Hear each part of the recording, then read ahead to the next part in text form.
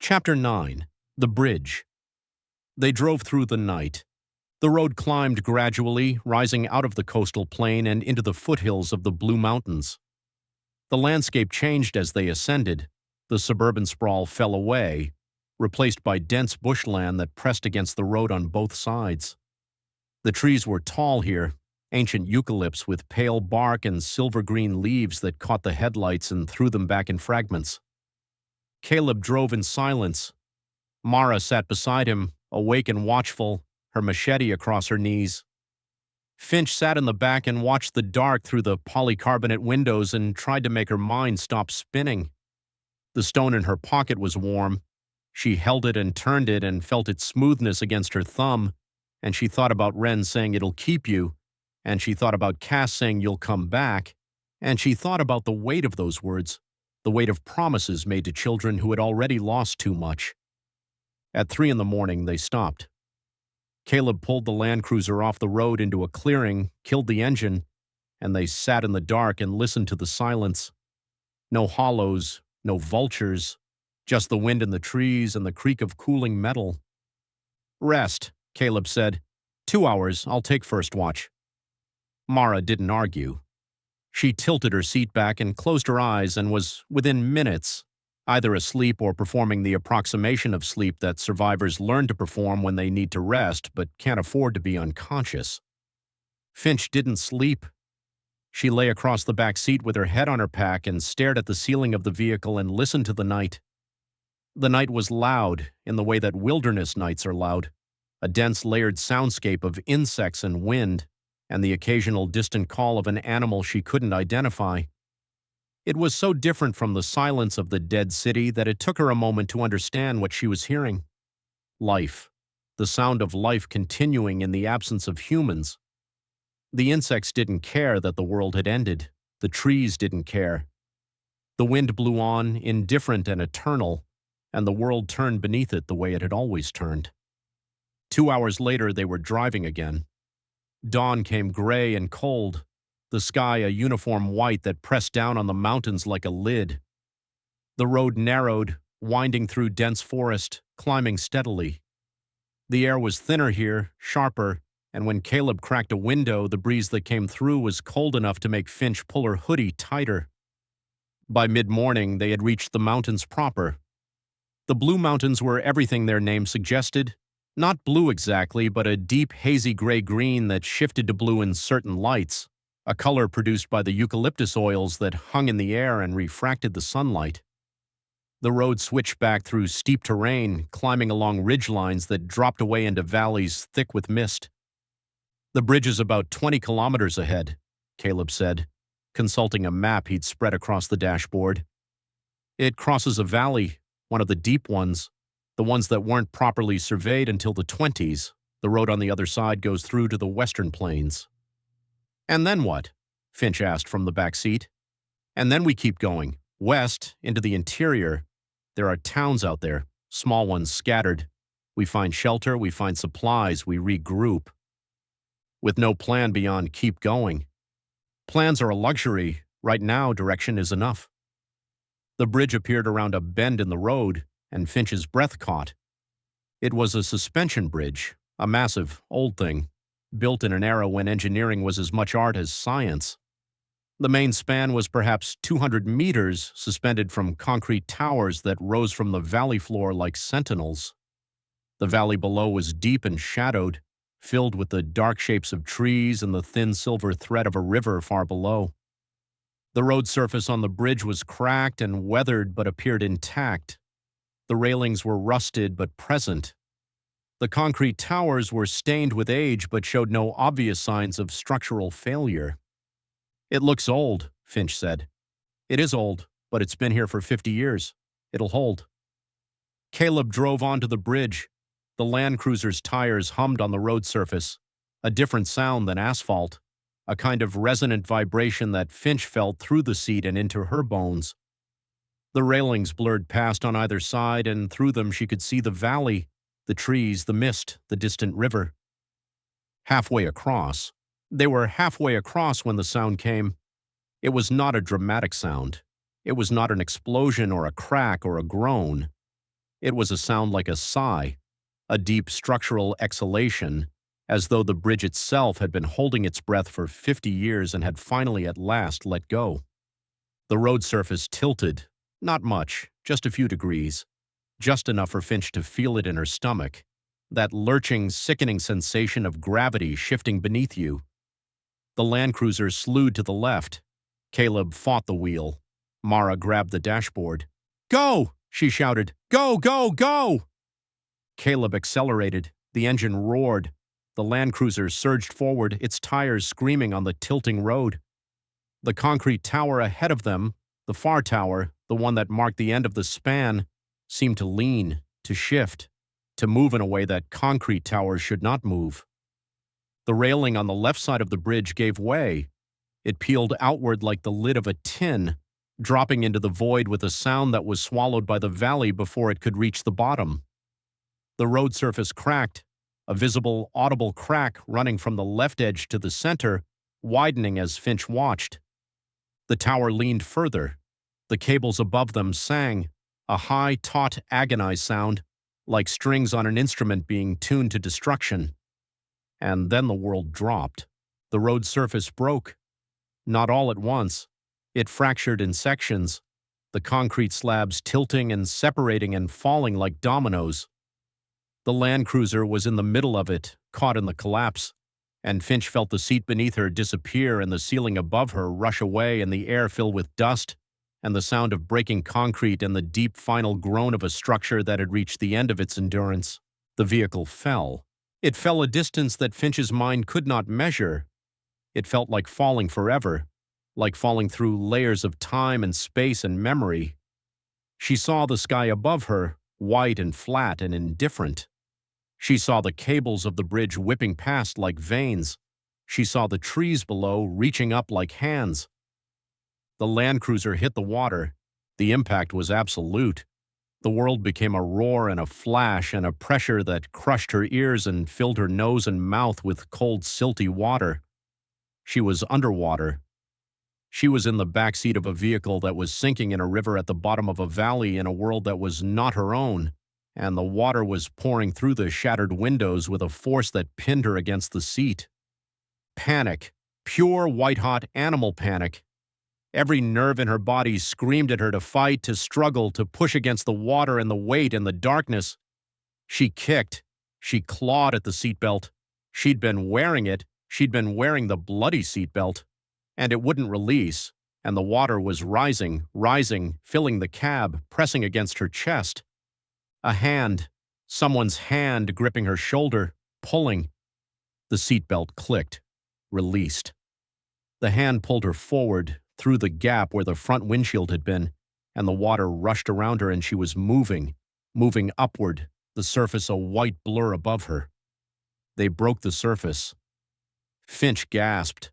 The air was sharp and cold and tasted like river water and mud. She was treading water, her head above the surface, her lungs burning. Beside her, Mara. It had been Mara's hand. Mara who had unbuckled her. Mara who had pulled her free.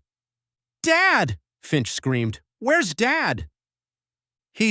I pushed him out the other side. Mara's voice was strained, her body laboring against the current. "He's on the bank. I saw him. We have to—" "I know. Swim to the bank. Go." Finch swam.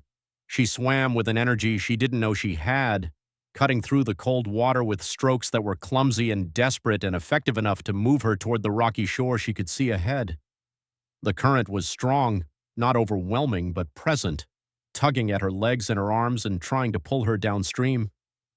Behind her she heard Mara, not swimming, struggling, a sound that was half gasp and half cry, muffled by the water. Finch turned. Mara was in the water. She was close, 5 meters, maybe less. But she wasn't swimming. Finch couldn't see, the water was churning, the current was pulling. She was pushing something. The Land Cruiser. The Land Cruiser was still in the water, sinking, and Mara, what are you doing? Mara's head broke the surface. Her face was pale, her hair plastered to her skull. She was holding something, the door of the Land Cruiser or something in the Land Cruiser. A crate, a supply crate that had been in the back. "Leave it!" Finch screamed. "Mara, leave it!" "Supplies!" Mara gasped. "We need—" "Forget the supplies. Swim?" Mara let go of the crate. She turned toward the shore. She began to swim. But the current had her now. The river, swollen with recent rain, was stronger than it looked, and Mara was tired.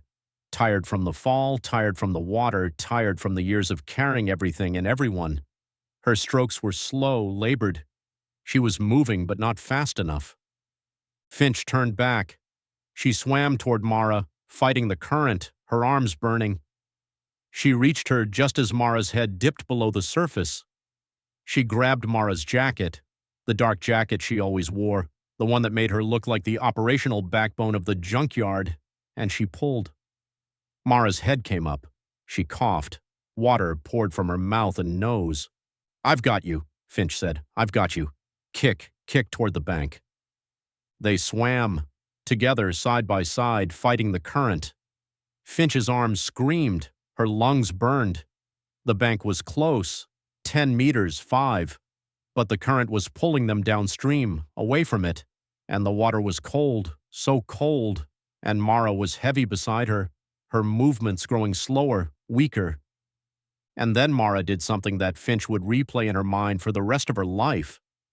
Mara stopped swimming. She turned to Finch. She looked at her with those sharp, clear eyes, the eyes that had assessed her on the first day, the eyes that had trained her, the eyes that had softened just once, just briefly when she thought no one was watching, and she smiled. It was a small smile, a private smile. The smile of someone who has made a decision and is at peace with it. "Go," Mara said. "No. Finch, go. I'm not leaving you.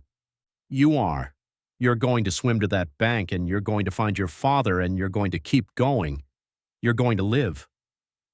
"I won't." "Listen to me." Mara's hand found Finch's arm. Her grip was weak, weaker than it should have been, weaker than Finch expected from the woman who had thrown her to the ground during knife training and told her to get up and do it again. "I have loved your father for 6 years. I have loved this compound.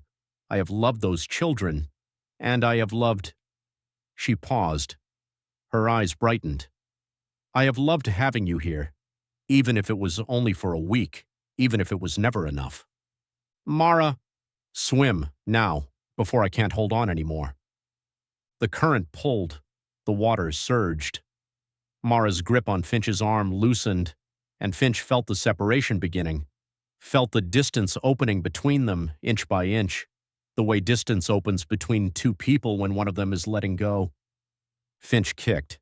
She kicked toward the bank with everything she had, and she felt Mara's hand slip from her arm, and she turned and saw Mara, saw her clearly in the flat gray light of the mountain morning, her dark hair floating around her face like a halo, her eyes open, her expression calm, and then the current took her, and she was gone.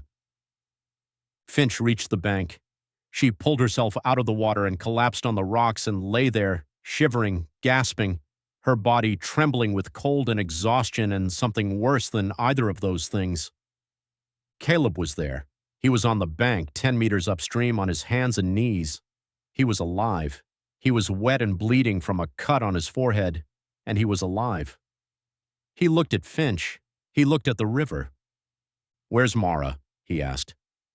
Finch couldn't answer. She opened her mouth, and what came out was not a word but a sound that came from somewhere deeper than language, deeper than thought, from the place where grief lives before it becomes grief. It was the sound of losing someone you had only just begun to know, someone who had become essential in the space of a week, someone who had given her life so that Finch could have hers. Caleb understood. He understood because he saw Finch's face, and because the river was empty, and because Mara was not on the bank. He sat on the rocks beside his daughter, and he put his arm around her shoulders, and he held her while she shook. They sat there for a long time. The river flowed past, indifferent. The mist hung in the valley like a curtain. The bridge, or what was left of it, creaked and groaned above them, its broken span hanging like a broken wing. Eventually, Caleb stood. He pulled Finch to her feet. They were wet, they were cold, they had nothing except the clothes on their backs and a knife and a backpack that had somehow survived the swim. The Land Cruiser was gone, the supplies were gone, Mara was gone. "We have to keep moving," Caleb said. His voice was flat, not cold, flat. The flatness of a man who has compressed his grief into a space small enough to carry because the alternative was to be crushed by it. "Yeah," Finch said, "we have to keep moving." They walked. They walked along the riverbank, following the water downstream, because the river would lead somewhere, and somewhere was better than here. They walked in wet clothes through cold air, and their teeth chattered, and their skin was pale, and their footsteps left dark prints on the rocks. They walked until the sun began to set, and then they found a sheltered spot beneath an overhang of rock, and they huddled together for warmth, and they did not speak about Mara because there were no words for what had happened, and the silence was less painful than the attempt. Finch held Wren's stone in her pocket. It was cold now. It had been cold since the river. But she held it anyway, and she thought about what Wren had said. "It'll keep you." And she thought about Mara's face in the water and the smile and the word go, and she closed her eyes and let the tears come. They came. They came the way the river came, steadily, powerfully, impossible to stop. She cried for Mara, and she cried for the children, and she cried for her mother, alone in a house in Brookvale, and she cried for her father, who held her in the dark and said nothing because nothing needed to be said. In the morning they would walk again, but tonight they grieved. Chapter 10. New Territory.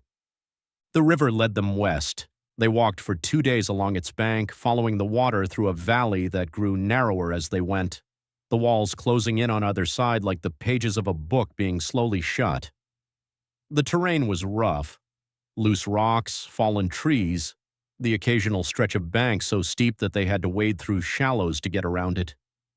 They moved slowly, carefully, conserving energy and heat and whatever reserves of hope they had left. On the first morning, before they started walking, Caleb stopped at a bend in the river and pulled a strip of fabric from the edge of his jacket. It was dark, the same dark that Mara's jacket had been. He had torn it during the night, Finch realized. While she was sleeping, or pretending to sleep, he had torn a piece from the only thing he had left of Mara, and now he held it in his hands and looked at it for a long time. He set it on a flat rock. He placed a stone on top of it. He stood there for a moment, his head bowed, his hands at his sides, and then he turned and walked on. Finch stopped at the rock. She looked at the fabric, a dark rectangle, held down by a gray stone, already beginning to absorb the moisture of the morning air. It was the smallest memorial she had ever seen. It was the most important thing in the world. She added her own stone, small, round, from the riverbed. She set it beside Caleb's. She didn't say anything. She didn't know what to say. The dead don't need words. They need the living to remember, and that was enough. They walked. The valley opened on the second day, the walls falling away, the river widening into a slow, deep flow that reflected the gray sky like a mirror. The bushland thinned, replaced by open grassland dotted with eucalypts and the occasional rocky outcrop. The air was warmer here, or maybe they were just getting used to the cold. They talked on the second day. Not about Mara, that would come later in quieter moments, in the watchtower that wasn't there anymore. They talked about the immediate, the practical, the things that needed to be discussed in order to keep walking. "Cass said I'd come back," Finch said. "We might." "Do you think we will?" Caleb was quiet for a long time. "I think we'll find somewhere safe enough to stop, long enough to think, and then we'll decide." "That's not an answer." "No, it's not." They reached Bathurst in the late afternoon of the second day. The town appeared gradually, the way towns do when you're approaching from the bush, a scattering of buildings, then more, then streets, then the particular density of a settlement that has been built and lived in and left. Bathurst was not destroyed the way Sydney had been destroyed. The hollows had passed through, but the town had been small enough, remote enough, that the worst of the damage was superficial. Buildings stood, streets were intact, The houses had doors and windows and roofs, though many of the windows were dark and many of the doors hung open. They entered cautiously, the way they'd entered everywhere since the bridge, Caleb in front with the knife, Finch behind with her hand on the utility blade. The streets were empty. The town had that particular quality of emptiness that all dead towns share, not the dramatic emptiness of ruins, but the quieter emptiness of a place where life simply stopped. They found a house, intact, secure, with a front door that locked and curtains that drew. They searched it room by room, the way you search a space in this world, methodically, silently, with the assumption that anything could be anywhere. The house was empty. It had been a family home, photos on the walls, children's drawings on the fridge, a bookshelf still full of paperbacks. Someone had left in a hurry and had not come back. Finch found a jacket in the bedroom closet, men's, too large but warm. She found food in the kitchen, canned goods, a packet of rice, a jar of honey that was still good. She found a candle and matches. She found a blanket. They ate in the kitchen, sitting on the floor, surrounded by the ghosts of a family they would never know. The food was cold and tasteless, and it was the best meal Finch had eaten since leaving the junkyard, because it was food and they were alive, and for now, that was enough. In the morning, Caleb found a campus. It was a college, or what had been a college. A regional campus, the kind that satellite universities set up in country towns, with a cluster of buildings arranged around a central courtyard. The buildings were intact. The courtyard was overgrown, grass pushing through the paving stones, but the structures themselves were solid. "Shelter," Caleb said. "Real shelter. We could stay here." "For how long?" "As long as we need to." They made the campus their base. It took a day to secure the buildings, to check for hollows, to establish the basics of habitation, water, food storage, a watch point. The campus was defensible. The buildings were arranged in a way that created natural choke points, and the courtyard was hidden from the road by a perimeter wall. On the third day in Bathurst, they heard the engine. It was distant at first, a low mechanical growl growing steadily louder. Caleb and Finch froze. They were in the courtyard sorting supplies, and the sound cut through the quiet like a blade. "Inside," Caleb said. "Now." They were inside the main building, in a ground-floor classroom with the door shut and the curtains drawn, when the vehicle arrived. They heard it pull up outside the campus wall. They heard doors open and close. They heard voices, multiple voices, at least 4, maybe more. And one voice that was clearer than the others, a man's voice, young, carrying the particular authority of someone who was used to being listened to. "Search the buildings, carefully, they might be in here." Finch looked at Caleb. Caleb looked at Finch. His hand was on the knife. His jaw was set. The footsteps came, through the building, down the corridor, past the classrooms. They were methodical, not the shuffling of hollows, not the chaotic movement of a panic. They were searching, systematically, room by room. The classroom door opened. A young man stood in the doorway. He was maybe 20, lean, sun-darkened, with close-cropped hair and a scar that ran from his left ear to his jaw. He held a machete at his side, and he was watching them with the kind of focus that comes from years of having to decide very quickly whether someone was a threat. He looked at Caleb. He looked at Finch. "Lavender hair," he said. "That's her." "Don't," Caleb started. "Relax. I'm not going to hurt you." The young man stepped back from the door, lowering the machete. "My name is Cameron, and you, mate, have got one hell of a story ahead of you." Finch stared at him, not at his face, at something else, something about the way he stood, the way he held himself, the particular angle of his jaw, the scar, the close-cropped hair, the lean frame. She had seen this face before, or not this face, a face like it. A face that was almost the same but not quite, the way a reflection is almost the same but not quite. "You look like Liam," she said. Cameron's expression changed. The wariness didn't leave, but something else surfaced. Surprise, maybe, or recognition. You know Liam? He found me on the highway. He brought me to the junkyard. Cameron was quiet for a moment. Then he said, "He's my brother." The information landed and settled. Liam's brother. The same face, the same build, the same scar, or a version of it, the parallel world version, the Earth 2 echo. "You're black vultures," Caleb said. It wasn't a question. "We were," Cameron said. "Some of us, a splinter group. We split off about a year ago. Sable's methods got too extreme, even for us. We've been operating independently since then." "You attacked the junkyard." "We didn't. Sable did. We weren't part of that."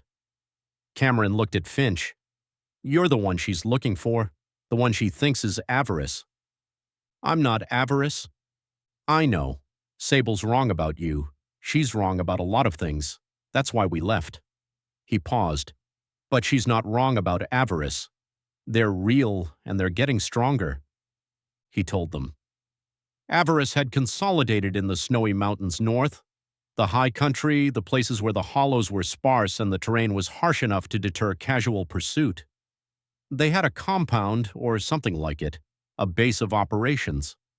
From there, they launched raids on settlements across the region, taking supplies, taking people, leaving the Circle and A burned into whatever they touched.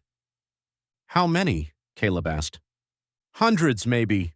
They recruit. They take people, willing or otherwise.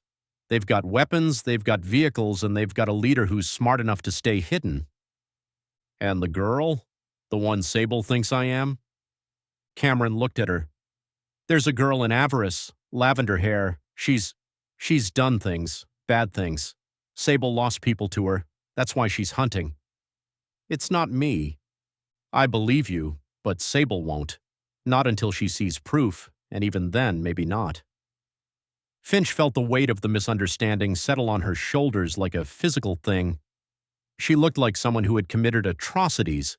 She wore the face of a killer, and there was nothing she could do about it except keep walking and hope that the truth was enough.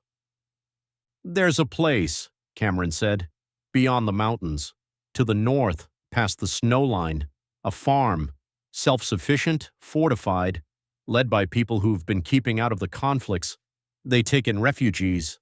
They don't ask questions." "How do you know about it?" "I've been there, traded with them. They're good people, real good. If you could get there, past Avarice, past the snow, through the mountains, you'd be safe, both of you." "The mountains," Caleb said, "through Avarice territory." "Or around. There's a route, longer but safer, goes through the western passes. Avarice doesn't patrol there as heavily. It's a hard walk, but it's possible." Caleb looked at Finch. She looked at him. The question hung between them, unspoken but understood. Was this what they were doing now? Walking from one impossible thing to the next, following a trail of whispered safe harbors and distant hopes, always one step ahead of someone who wanted them dead. "We'll go through," Finch said. Caleb studied her face. "You're sure?" "No, but I'm tired of running, and I'm tired of being afraid of someone else's war." She paused. "Besides, Ren gave me a stone. I've got luck." Caleb didn't smile, but something shifted in his eyes, something that might, in better times, have been pride. Cameron gave them supplies before they left: food, water, a compass, a hand-drawn map of the mountain passes. He walked them to the edge of Bathurst and pointed north, toward the blue-gray wall of the mountains that rose above the town like a challenge. "One more thing," Cameron said as they turned to go. "Liam, my brother, he's out there somewhere, ranging. If you find him, tell him—" He stopped, swallowed. "Tell him Cam says come home." "We will," Finch said. They walked, north toward the mountains. The road climbed, the air cooled. The bushland thickened, the eucalypts giving way to denser forest, the ground beneath their feet turning from red earth to gray stone. Behind them, Bathurst shrank and vanished. Behind it, the river flowed on, carrying with it the memory of a dark jacket floating on the current, and a smile that meant go and a piece of fabric on a rock with a stone on top. Ahead, the mountains waited. snow-capped, ancient, indifferent to the wars of the people who moved beneath them. Somewhere in their depths, avarice waited too, with its circle and A and its lavender-haired operative and its hunger for destruction. But ahead of all of that, beyond the snow, beyond the passes, beyond the danger, there was a farm, a safe harbor, a place where people had decided that survival was not enough, that living was what mattered, and that the two were not the same. Finch walked beside her father. The stone was warm in her pocket. The mountains rose. The sky was gray and vast and full of the promise of snow. She didn't know what was coming. She didn't know if they would make it. She didn't know if the farm was real or if the safe harbor was a myth or if the mountains would swallow them whole. But she was alive. Her father was alive. And somewhere behind her, carved into the fabric of a world that was not her own, was the story of a woman named Mara who had loved fiercely and given everything and asked for nothing. Finch walked. The mountains waited. The story continued. End of part 1.